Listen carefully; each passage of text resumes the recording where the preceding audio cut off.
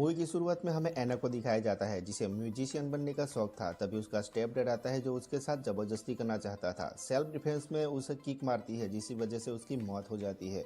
उसे पकड़ लिया जाता है। वो अपनी बेगुनाही साबित करना चाहती थी लेकिन उसकी माँ बताती है कि उसका आदमी ऐसा नहीं था, इसे मर्डर ही किया होगा, जिसकी वजह से एना को सजा सुनाई जाती है और उसे जेल में डाल दिया जाता है।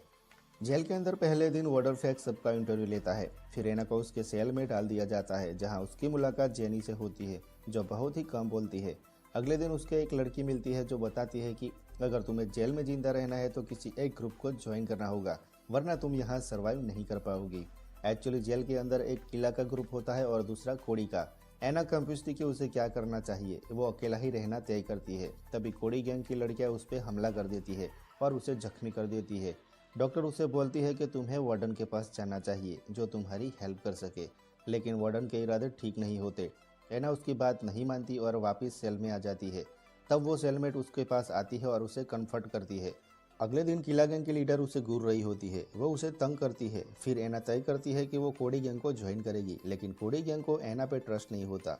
वो उसे बोलते हैं कि ट्रस्ट बढ़ाने के लिए तुम्हें कुछ ऐसा करना पड़ेगा जिसे हमें तुम पर यकीन हो जाए। तब वो पानी पी के खुद को तैयार करती है और अकेले ही किला पर हमला कर देती है। लड़ाई पे वो स्ट्रांग नहीं थी पर यह ट्रस्ट बढ़ाने के लिए इतना काफ़ी था। इस लड़ाई की वजह से वार्डन फ्लैक्स 2 दिन के लिए एसोलेस चैम्बर्स में डाल देता है जहां उसे न्यूड रहना पड़ता है।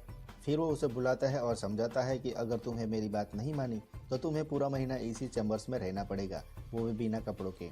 अब उसके पास कोई ऑप्शन नहीं था, उसे वार्डन की बात माननी पड़ती है। ये सब करने के बाद कोडी गैंग का हिस्सा बन चुकी थी, लेकिन इनकी हरकतें बिल्कुल ठीक नहीं थी। लेकिन एना को पता था कि इस जेल में सर्वाइव करना है तो उसे इनकी बात माननी पड़ेगी। फिर कुछ दिन बाद एना की माँ उसे मिलने आती है जो आज भी ब्लेम करती थी। एना का दिल टूट जाता है। अगले दिन किला गैंग का और उसकी गैंग में लड़ाई हो जाती है। एना की लड़ाई की वीडियो वार्डन तक पहुंच जाती है। वार्डन एना को ब्लैकमेल करता है और एना के साथ एंटीमेट होता है।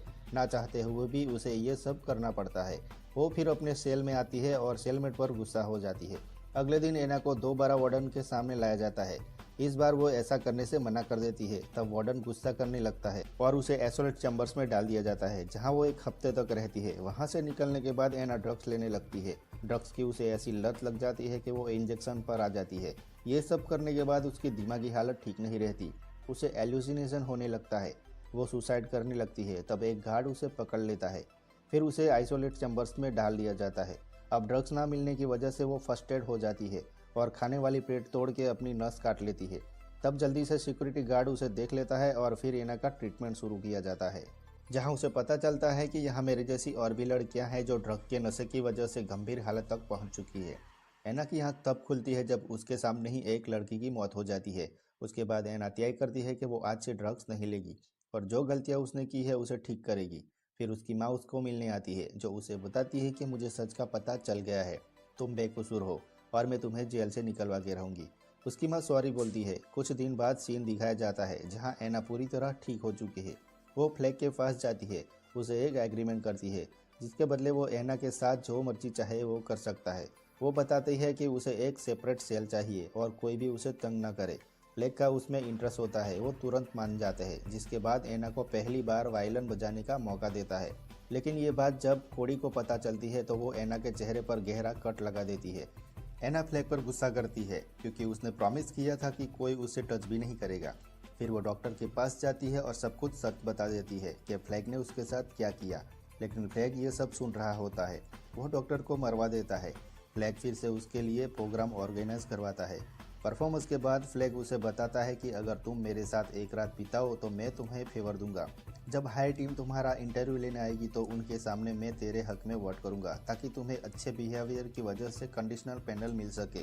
वो मान जाती है और ये बात अपने सेलमेट से डिस्कस करती है जो उसे समझाती है कि वो ऐसा कुछ नहीं करने वाला, वो बस तुम्हारा यूज़ कर रहा है। उसके बाद एना दूसरा प्लान बनाती है। वो कोड़ी से कैमरा लेती है ताकि अगली बार फ्लैग कुछ हरकत करे तो रिकॉर्डिंग कर सके और हायर अथॉरिटी के सामने इसका असली चेहरा दिखा सके। वो फ्लैग के पास जाती है और कोड़ी ये सब कैमरे में रिकॉर्ड कर लेती है। बाद में एना को हायर अथॉरिटी के सामने लाया जाता है। वो उनके सवालों का जवाब अच्छे से देती है, लेकिन फ्लैग फिर से धोखा देता है। वो बोलता है कि इसका रवैया ठीक नहीं है, इसे जेल के अंदर ही रहना चाहिए क्योंकि ये बहुत ज़्यादा झगड़े करती है, इसे बेल नहीं मिलनी चाहिए। लेकिन इसे पता नहीं था कि एना के पास प्लान बी था। वो फ्लैग की वीडियो हाई अथॉरिटी के सामने दिखा देती है। सब ये देखकर हैरान थे। वो फ्लैग को अरेस्ट कर लेते हैं और एना के इस काम की वजह से उसे कंडीशनल बेल मिल जाती है। फिर कुछ समय उस पर केस चलता है, जिसके बाद वो बेगुनाह साबित होती है और उसको रिहा कर दिया जाता है। एना की स्टोरी से हमें ये सीखने मिलता है कि हालात कैसे भी हो, कभी भी हार नहीं माननी चाहिए। अगर एना रियलिटी एक्सेप्ट कर लेती तो सारी जिंदगी जेल में रहती और अपने पर होते अत्याचार बर्दाश्त करती, लेकिन उसने हिम्मत नहीं हारी और आज वो आज़ाद है। अगर वीडियो अच्छा लगा है तो चैनल को सब्सक्राइब करना ना भूले दोस्तों। Thank you.